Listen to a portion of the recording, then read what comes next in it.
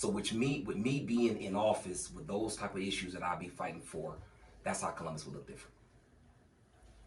All right, thank you. Question number 2. This is a two-part question. Okay. Describe an ethical dilemma you faced and how did you resolve it? And why should the citizens entrust you with their vote? Well, an ethical dilemma that I face, or ethical quandary, is really subjective. And let me just say this.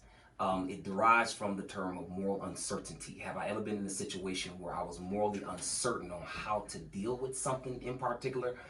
I would suggest to you that for the lack of better terms, my soul ain't for sale. It's already been sold. And what I mean by that is that a lot of people who matriculate and they, get into positions, whatever position they had, you see, unfortunately, it begins to change when they get the position. So I haven't been in a scenario or a situation where I was in a morally uncertain scenario, but I have been faced with these kind of scenarios because I am a pastor. So I have to deal with these things quite often when it comes to moral dilemmas. And how did I resolve it? You basically compartmentalize it. You look at it from many different aspects and you make the right morally decision on how to deal with it. The second part of your question is, why should the people entrust me with their vote?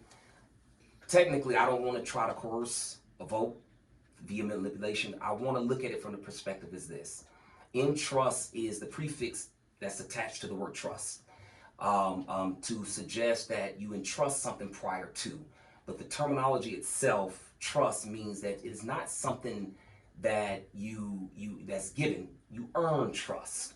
So it's not before the fact, it's after the fact. So I would suggest to your audience is just watch me work.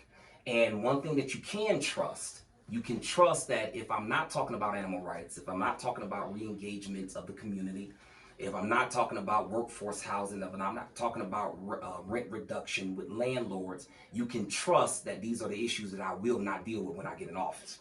But the fact that I am dealing with these particular issues, you can entrust that when I get in office, these are the things that I'm going to fight tooth and nail.